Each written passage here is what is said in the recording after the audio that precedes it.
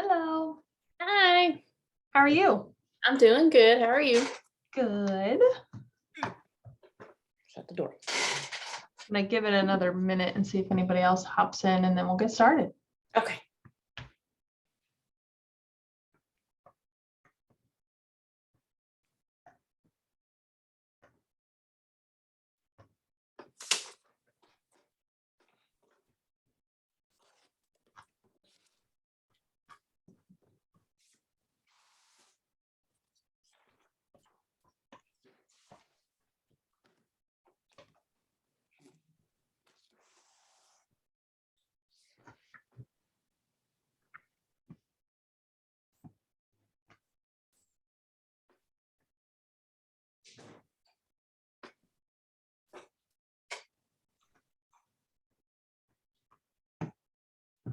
All right. Well, looks like it's just you and me today. That's all right.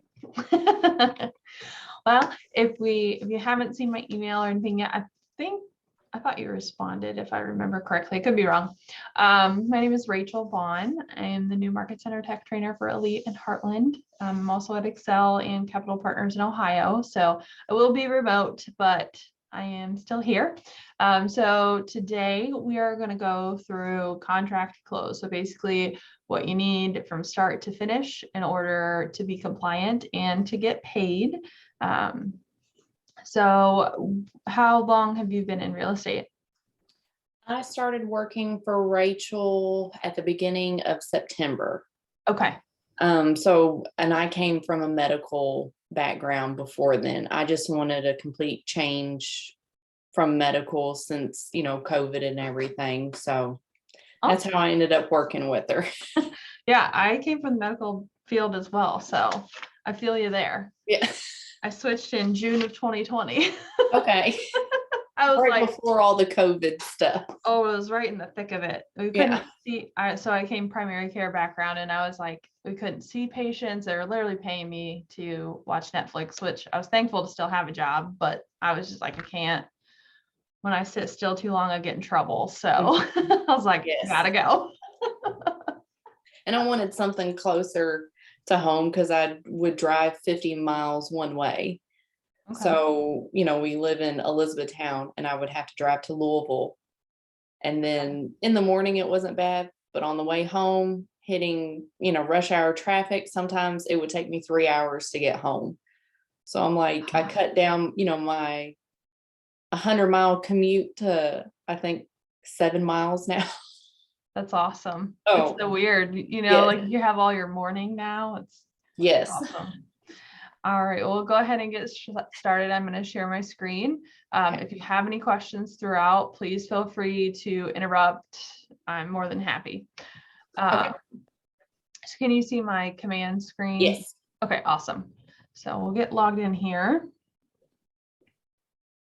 So for the whole transaction from start to finish, do you guys use Dotloop or DocuSign? We use DocuSign. Okay, perfect. So I planned on using that today. So start to finish, you're always going to start in command. That's just makes it the easiest to keep everything unified. So one thing I always like to mention, if you're a newer agent or if you haven't really done your process this way, is to check your settings first and make sure that your Dotloop or DocuSign or whichever account is connected. So if you click up on your name in the top right-hand corner and click settings, when you do that, it'll pull up your application settings here. And then if it is connected, it should be right here at the top. Mm-hmm. If it is not connected, it should be down here in the other settings. I do know Dotloop does not appear, so you have to go to the marketplace and download it.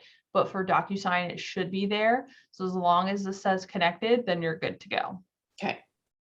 So very first step, you always want to go to contacts and add your contact to your database. So whoever your buyer, whoever your seller is, you'll just click on add contact, type in their name, email address at minimum is what you'll need. You'll need that for DocuSign to send their docs to sign. So at minimum, you want their name and their email address. And I don't know if it's going to let me put my email address in here. We'll try. Phone number, again, ideal is most, but if you're in a pinch, anything like that, just name and email addresses. Okay. I knew it was going to do that.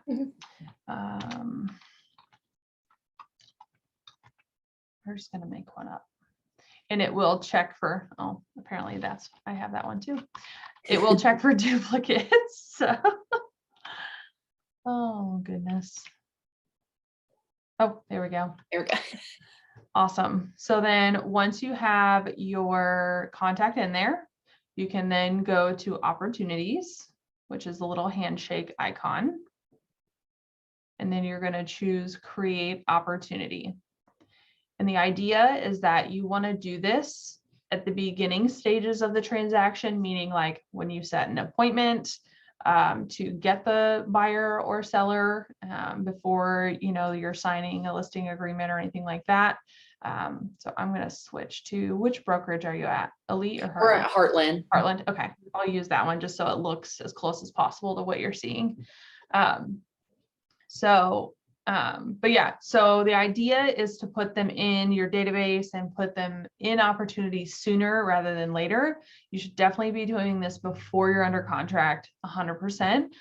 Doing it in stages instead of doing it all at once is going to help you remain compliant so that you don't get yelled at and it looks better ultimately for you to the client. That way you don't have to go back after a closing and be like, hey, this was wrong, or we missed a signature here. Can you sign this?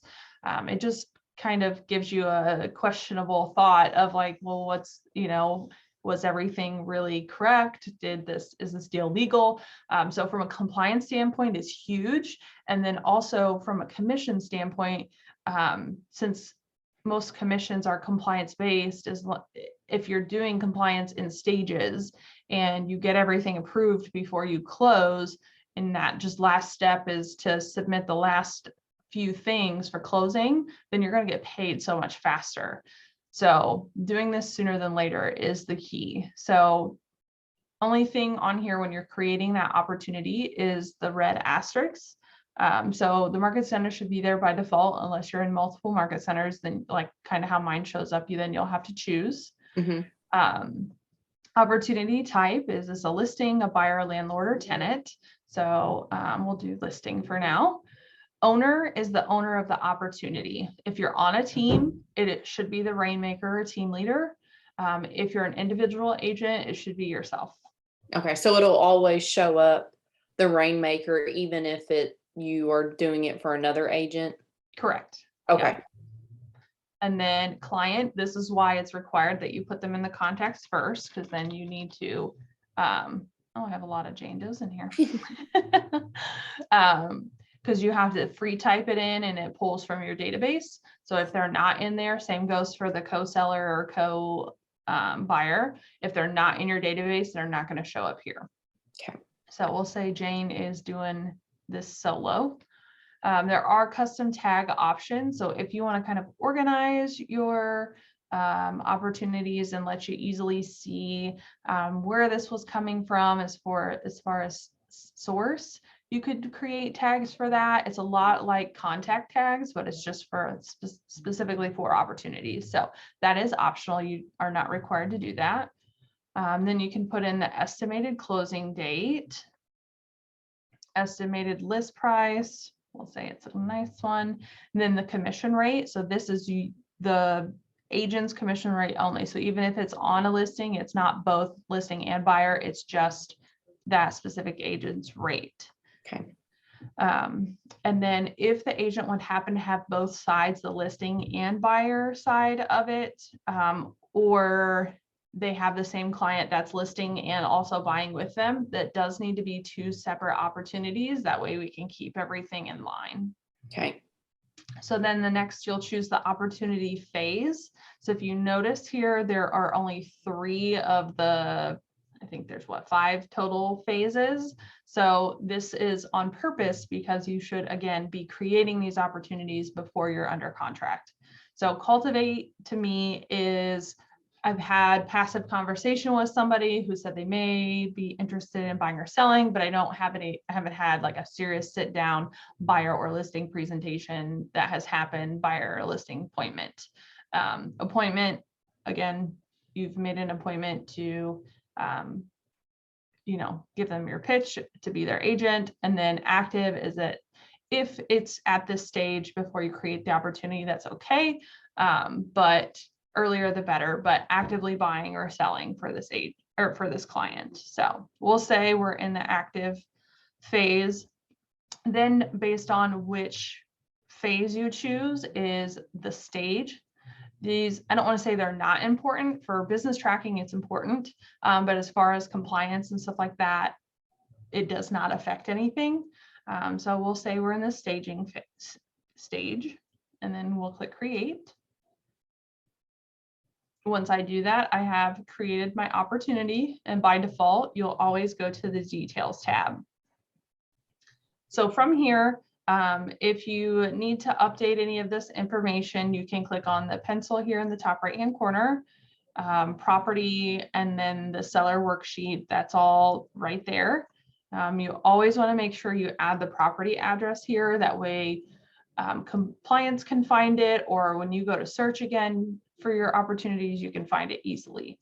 So I'm just going to start typing. I'm just going to grab something random. I'm not an agent, so it doesn't really matter. My stuff doesn't go anywhere.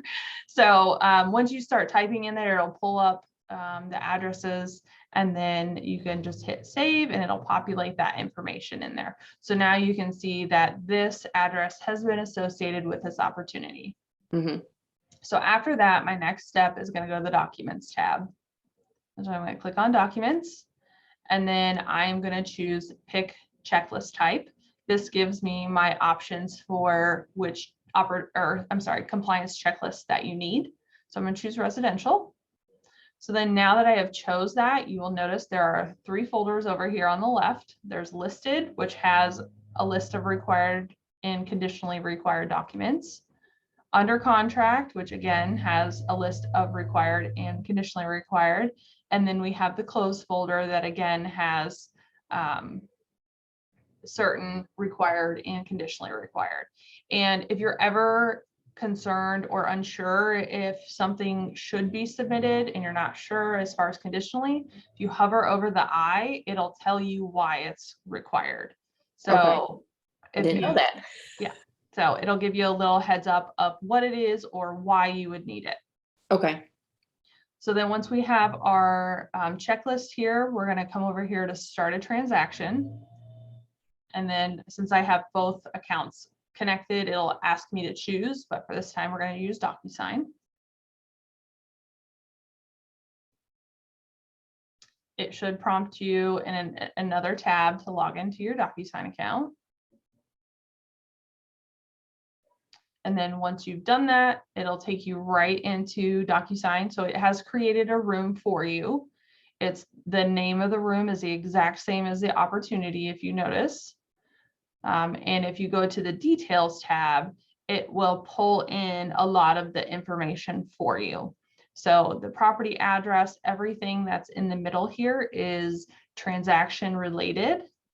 And then as far as property, money, all of that. And then everything that is people related as far as seller, buyer, listing, buyer, agent, all of that is all on the right-hand side. So you'll have seller 1 and 2, then listing agent 1 and 2, and then buyers, buyer agent, so forth. And they have updated it recently. So you now have the broker's information in there. There are stuff in Ohio, at least, that the buyer or the broker has to sign. And before it was like a whole task to get people in there. So this makes it a lot easier and kind of streamlines that process for you. So my recommendation is as soon as you create this room is to go into the details tab and put as much information in here as you can, because that's just going to better systematize and streamline your process moving forward, just because everything that's in the details section will populate into your forms. And I do know right now the system, and as far as the templates and all that stuff in Kentucky, is a little bit different than it is in Ohio, and I'm working to update that so it'll make your life a lot easier. But for now, I'll do what I know for sure, and I know it'll be a little bit different, but we'll tweak it. So from here, you're going to go to the envelopes, and you're going to create a new one. And then from here, you're going to choose use a template. And then you should have the templates in there. I don't have the Kentucky templates in here yet, but this is where it's different from the other side. From Ohio side, we can just add documents into the room from the documents tab. So you would add your forms here. I don't even know what half of these are. And then you would add your selected docs.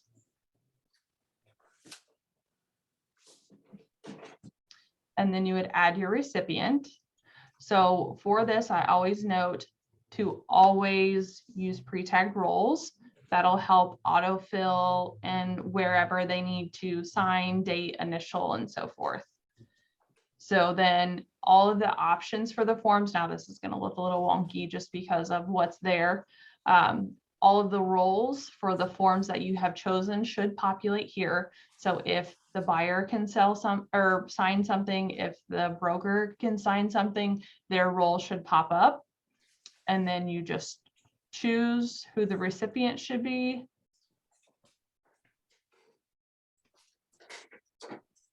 For both, or however many that apply or that you want to sign. There could be a chance that the buyer option is there and then you don't need their signature like from your end, so you don't have to add that. So there could be extras there, but you would just hit add selected.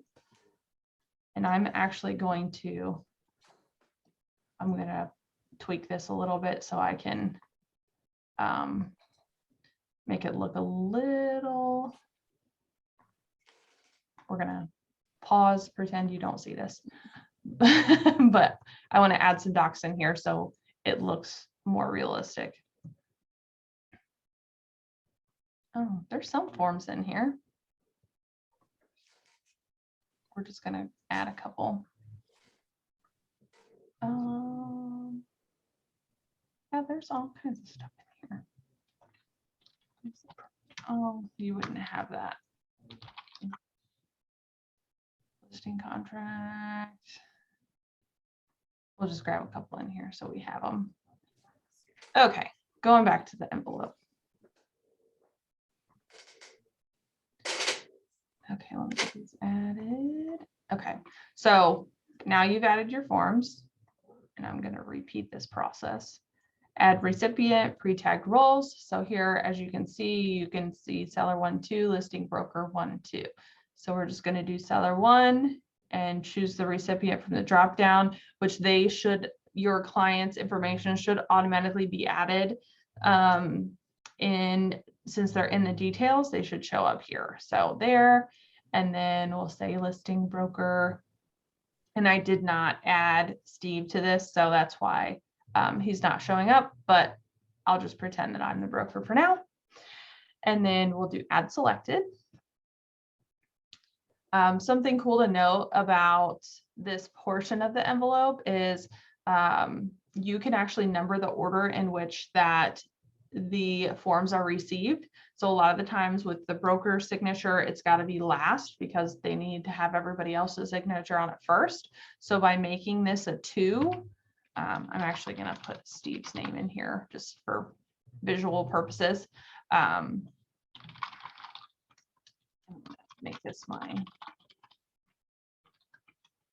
email address, but so you can put the order in which they receive it. So that way Steve would not receive this this document to sign until seller 1 has signed it. So that way you can ensure that the process is going in the order in which it should be. And it just makes it a little bit easier. That way it's not sitting there in his inbox. Hopefully he didn't accidentally delete it or didn't accidentally put it in a folder somewhere. It just streamlines it, makes things a little easier. And then down at the bottom, you have the option to put a subject or message in the email. The email is very straightforward. I will show you what it looks like here in a moment from the consumer side. But some things that are good to mention, like in the subject, is please sign by, if there's like a deadline that they need to sign by 8 p.m. today, anything like that. Any notes you want to put in here is helpful, but as far as instructions, it is very straightforward on what they need to do. If you have a conversation with them right before you send it, it shouldn't be anything you need to put in there, but it is there if you want any extra details. Another thing to note in the subject is if you are, listing and also helping them buy, is to put the property address in there, just to make it a little more clear what they're signing for. So as far as that, once you have all that information, the envelope is ready to go. So you're just going to click next.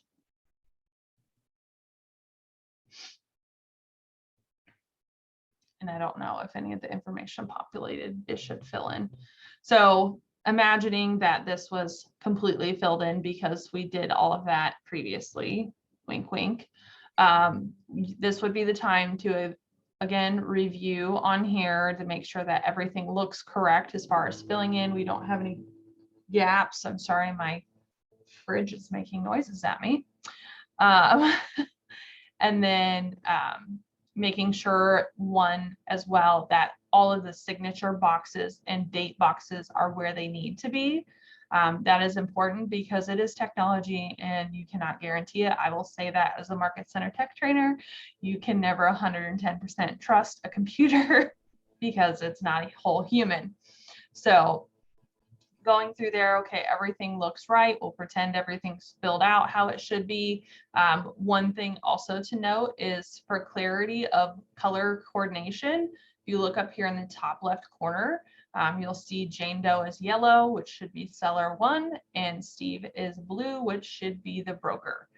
So that again tells you what color is where and if it's correct. So now that everything looks good, we're going to go ahead and hit send. And that's going to send it to our client first, and then it will send it to Steve. Quote unquote Steve, it's really me. When it takes you back to this envelope screen, it's really helpful if you're ever curious where it's at, who signed it, who has not signed it. Aside from the emails that you get, 100 emails you get from DocuSign, if nobody signed it yet and you're like, okay, what's going on? You can click on this envelope here and it will tell you if they have signed it. So obviously it shows needs to sign. So once we have signed it, it'll give you the date and time in which it's signed, and it'll say this will change to complete, and then this will say current, and then there's waiting if there's more people. So if there was ever a question of where it's at, who, what, when, where, why, you can always look at the envelope details. So now I'm going to pull my email in over so you can see. So this is what it looks like on the consumer side. So it'll say the agent's name via D, which is short for DocuSign. Please DocuSign, they've sent you documents, yada, yada. So I'm going to click on it. So this is what it looks like from the consumer side. I feel like this is important to know. That way, if there's ever questions and there ever question anything that what is said on this email, you have an understanding of why they're seeing it. So all they need to do is click on review documents. Forms. To contract to close. Forms. And then it may ask them to, it should ask them to acknowledge the electronic signatures. This is a security measure for you and for them. It's going to track and give you that information of their signing electronically. So once they agree to that, they're going to click start, and it's just going to take them wherever they need to sign. They may ask how they want to sign, if they want to style, draw, or upload their signature. They will clarify their full name and initials, adopt an initial. Again, I'm just going to keep popping through until everything's good. Timestamps, I'm not 100% why that's there. It should timestamp for you automatically. They can type in there if they want to, but it is optional, so it's not going to force them to or hold up the signing in order for that to happen. So once they've gone through everything, they can click finish, and then it will notify you via email that they've signed. It'll give you this login, this screen. If they click up here in the top right hand corner, they can download what they just signed, or they can print what they just signed. So that is there for them to use. If they don't want to log in, they can just say no thanks, and it'll say you've finished. So, and it has like some other frequently asked questions down at the bottom. But as far as that, they don't need to create an account. They don't need to log into anything. They just sign it and they're done. So now I'm going to go in quickly and sign the broker portion.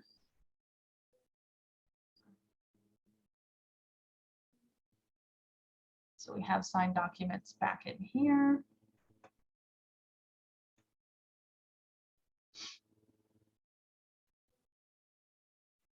And we're going to pretend that the broker's name is Donald Duck, because that's how it's going to show up.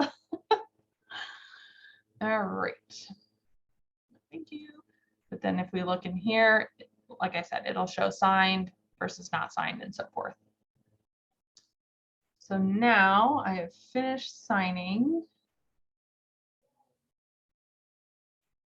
And let's refresh this and see if it'll note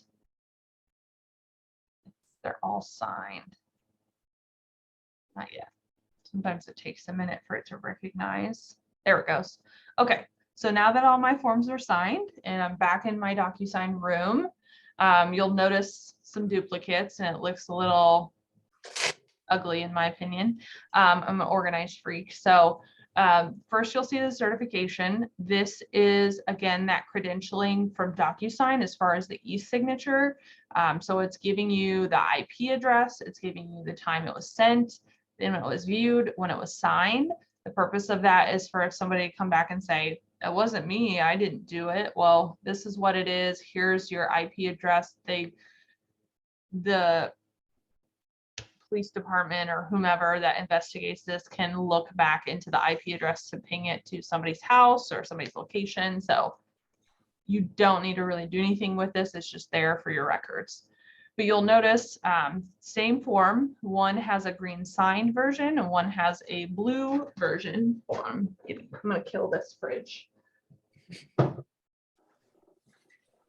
It's driving me crazy. Okay. So you'll notice both of those. So the green is the signed version. You cannot or should not edit this. The blue is the original form. So if you would ever need to go back and change anything or update anything, you would do it in the blue form, have them re-sign it. If this does not look appealing to you, because as you get a few more documents in here, it's going to be a madhouse, you can create folders to better organize your documents. So I'm going to click on Actions and Add Folder. And then I'm just going to name this Signed Docs. Create. And then anything with a green check mark, I'm just going to click and drag. I'm going to click and hold that and then just drag it into that blue box pops up. And then you can just minimize this and it looks so much prettier. So then now that I have my documents signed, I'm ready to put them back into Command for compliance. So I'm clicking on Command here, and I'm going to go to whichever form you want to first make sure that this attached files from is in here for DocuSign. And then working folder, since I have multiple folders, I'm going to choose, I need to refresh this. I'm going to choose my signed docs as my folder once it updates. There it goes, signed docs. And then you should be able to just click the drop box in which that it matches and choose the appropriate form and it will attach. You can always look at it as the PDF just to make sure it's correct if you really want to. Let it roll there. But as far as that, from here, you can download or print if you would like. And then once you have put in all of the appropriate forms for the listed folder, you're going to click submit to MC. That is going to submit to compliance for review. So then you'll go through each folder. So ideally, when you submit the listed contract, or the listed folder should be within 72 hours of it going live on the MLS, or once the listing agreement is signed. Under contract folder should be submitted within 72 hours. Man, they're really putting on the sounds today. We've got landscaping out there too. Please disregard any sounds you hear in the background. No. 72 hours within signing the contract, it should go into command and submit to MC. And then same with close, is just as soon as you get that settlement statement, that copy of the check, get it in there and submit to MC. That way you can get paid. So you want to go through all of those within a couple days. Once you are under contract, we want you to go ahead and submit that offers and commission tab. That way, again, it's just one quicker step for you to get paid sooner. So we're going to go to offers and commission tab here once you're under contract. We're going to click add new offer. Name it whatever your heart desires. You can make a spreadsheet for multiple offers in command to kind of show the comparative offers to your clients. If you're on the buy side, it's going to be your offer. You don't really have to name anything, but it's up to you. But so we'll just put Johnson offer. So create offer. Then your offer date. So what's the contract date, or if there was a addendum or counter offer or anything like that, you'll just update it. So we'll say it was the 13th. Close date is May 31st. So this will be based on whatever the offer was. We're just going to move to parties. So the seller information, or whichever side you're representing, should be in there, your client, and then you or the agent, whomever it is. And then on the opposite party side, it's just free typing. So they don't need to be in your database. The only thing that's required is their name, both for representation and the buyer or the seller, whichever side you're on. So we are gonna say, we'll go with good old Johnny Depp since he's on trial right now. He's gonna buy a house right now. So you're gonna put the name in there. Again, that this contact information is optional.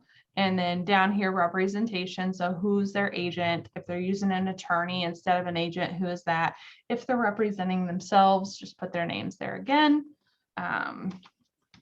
We'll just use Miss Tammy as the agent.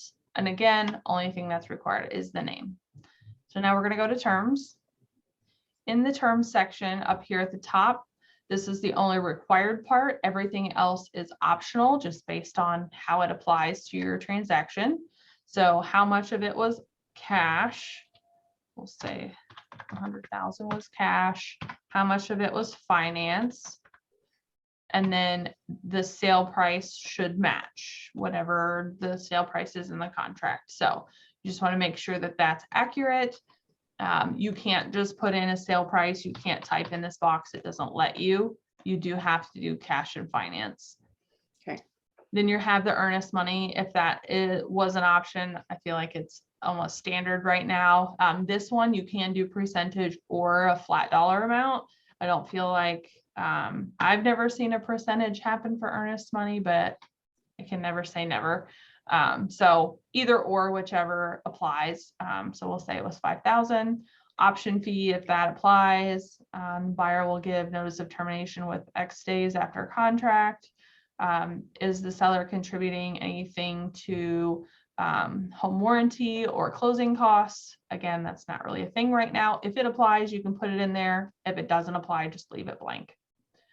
Then we're going to go to agent analysis. Here is where you can put your pros and cons and summary of the offer. So this is your professional opinion to your clients. So many times the clients see the dollar amount only and not necessarily all the contingencies that are of necessity when it comes to their transaction. If they need so many days before, you know, to have possession after closing, or if they need certain criteria to be met, they may not think about that if they see $50, $75, $100,000 over asking price. So just because it's a higher dollar amount does not always equal better offer. So this is where you really hone in and say, this is good, this is bad, this is what I think of this offer. And again, this is optional. So if you are just in a hurry to get them into the system and get paid, it's not required. But if you are trying to showcase the offers, comparing offers to your client, then this would be critical to use. So we'll say 100,000 cash. No. I don't know. No inspection, whatever, cons. We'll say there's none. Great offer. We'll pretend that this is the one. So when you have multiple, I wonder if I can't duplicate it. So when you have multiple, I'm just gonna put another one in here. I'm just gonna put an offer on this house today.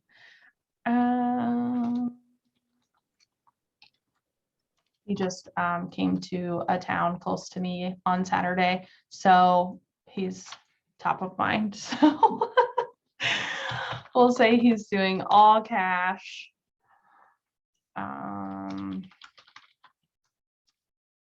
So when you have multiple offers in here, you can choose the select all option, or just choose the offers you want to compare and do compare offers here at the top.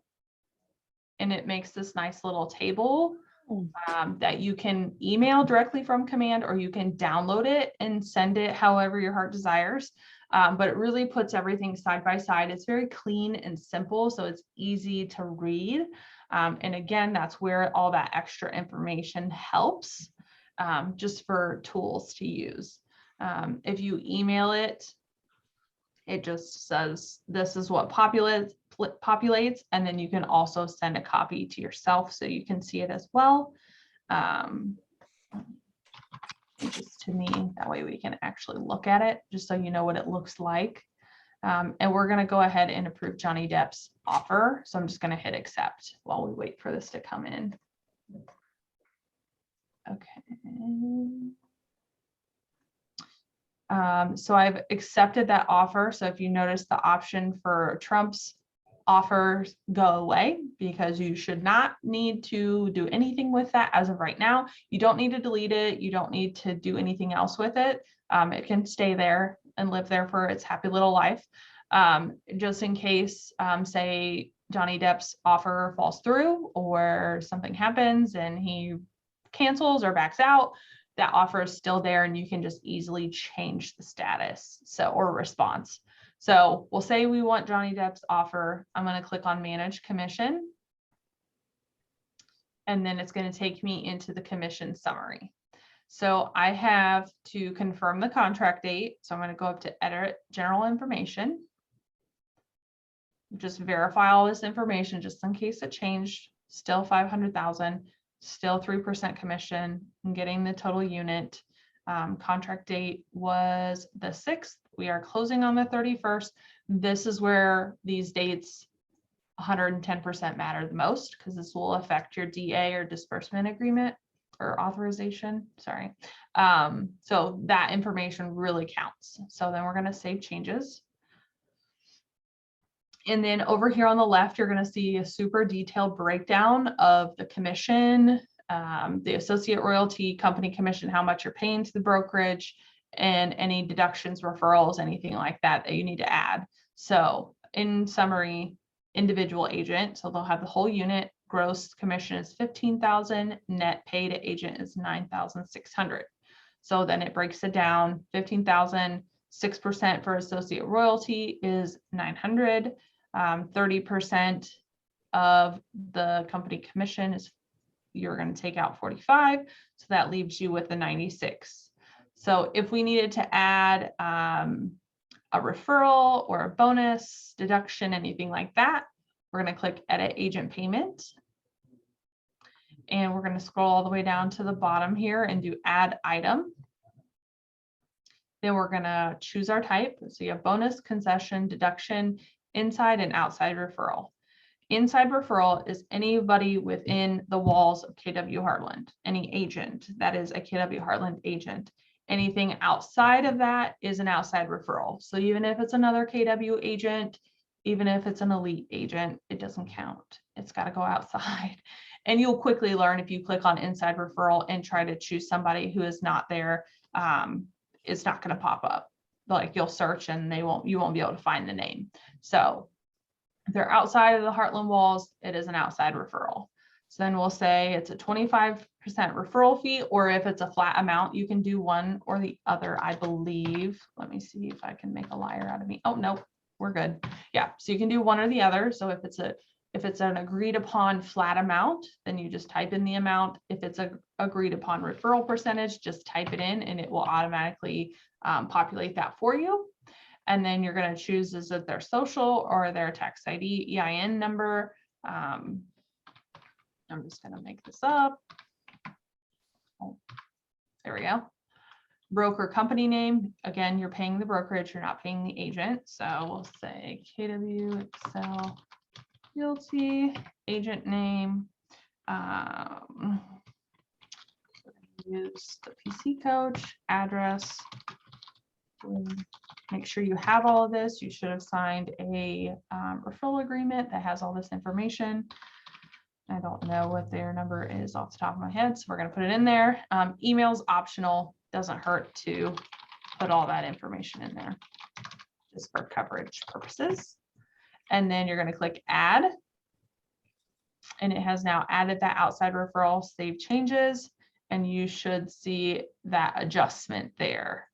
So it's put that outside referral at the top. If you are on a team, and over here the summary is a lot cleaner to look at in my opinion, but if you need the detailed breakdown is over here. You'll be able to see the cap and associate royalty markers here if you paid into them, but the summary is there. So if you're on a team, before the new team command rolled out, you would add the Rainmaker to the commission tab, or if you were running through your personal account or not on the team side, you would add the Rainmaker instead of adding the agent. So here, when you create an opportunity under the team and the Rainmaker is the owner of the opportunity, their information is going to populate here first. So then you would just need to add yourself or whichever buyer agent the special agent is. So we'll do add another agent. I'm going to say Tammy is going to be my listing specialist.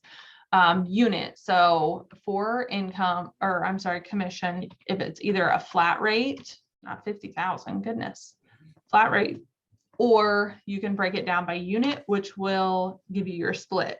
So if this is a 50-50 split, you'll do 0.5. If it's a 70-30 split, you'll do 0.7.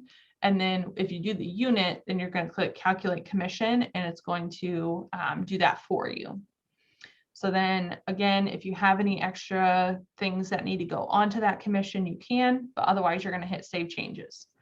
Now, since I have done that, I've put 50% with Tammy. I need to go back and update the Rainmaker and make this 50%. I know it's a little confusing since she's a Rainmaker as well. We're pretending that she's an agent on my team right now. So I'm going to go back here and I'm going to update this unit to 0.5 and calculate that commission. If you forget to do this, not a big deal. When you click submit, it will shoot an error saying, hey, this doesn't balance. What's going on? So then you'll just go back and edit it. So you're not going to send anything that's super wonky. That'll make Jordan call you.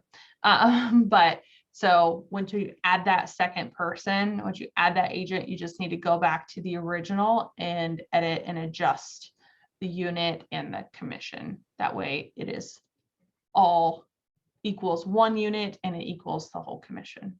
So then once everything looks good here, you are going to click submit and that will go to compliance to review. you have any questions on anything so far? So if I've already done, like you've already filled out commissions and everything, and you forgot to put in the referral, can you go back, or would you have to just terminate the whole thing and just redo it and add in the referral? I would reach out to the MCA before terminating it, and see what his process would be with that. You could, and then just resubmit it if you forgot it.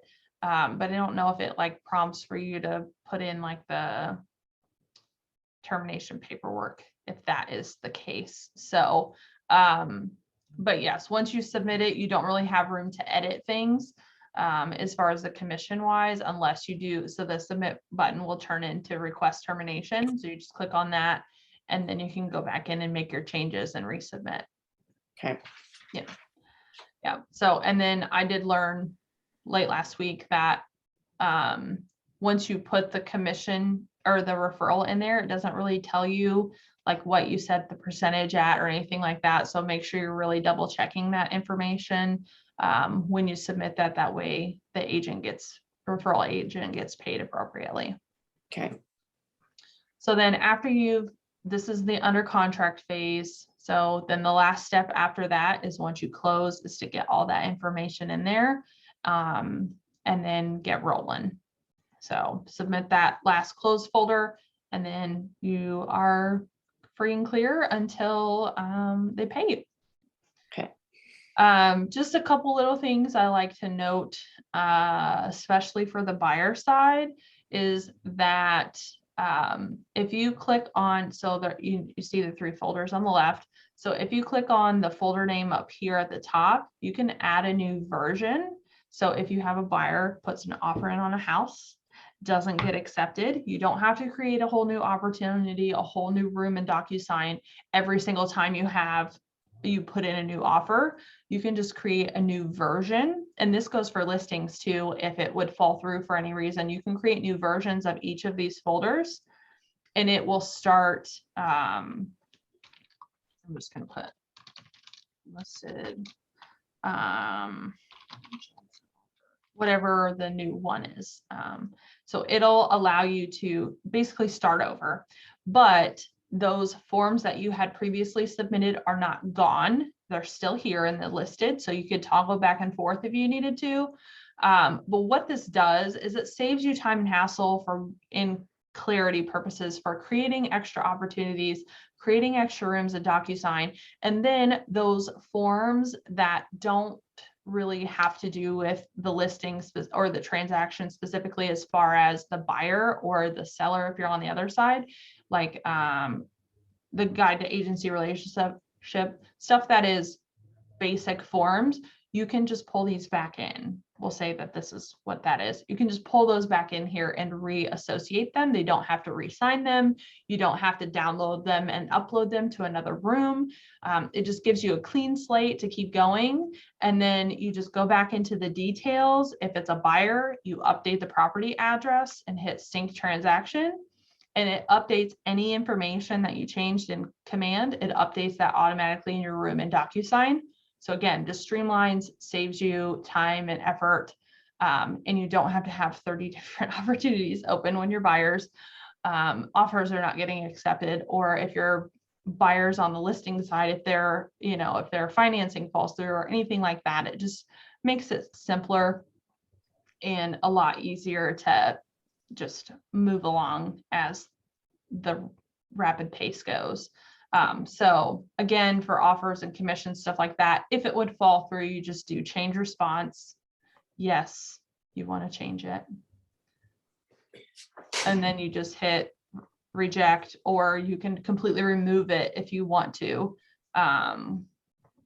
So you can either hit reject, which still keeps it in there, but it is rejected, or you can just choose to remove it altogether. And then it's gone, and that leaves the other offers in there. So that really helps make things easier for you. And then as far as signed documents, you can just archive them. So you can just either archive them that way, which is this little button here, or you could create a folder of like, you could change this to previous or like rejected offers or previous offer, whatever makes sense for you or your team. And then that way you don't have to really see them, but the original forms are still there. It should update and everything for you when you update from sync transaction, and just makes things a lot smoother. Okay. Well, that is the majority. Oh, let me show you really quick what the offers email looks like. So I'm going to pull this in here. So this is what your client would see if you send them the multiple offers, like comparison.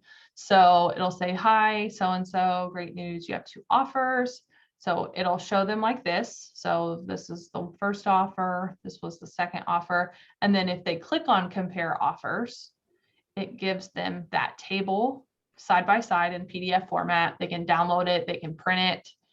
If they prefer paper, you could always download and print it and mail it to them or drop it off to them, whatever that may be.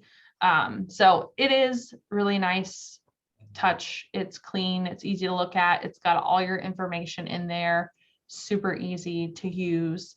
And it keeps everything with the transaction. So when you have all those offers, they're all in there together. You can see them all.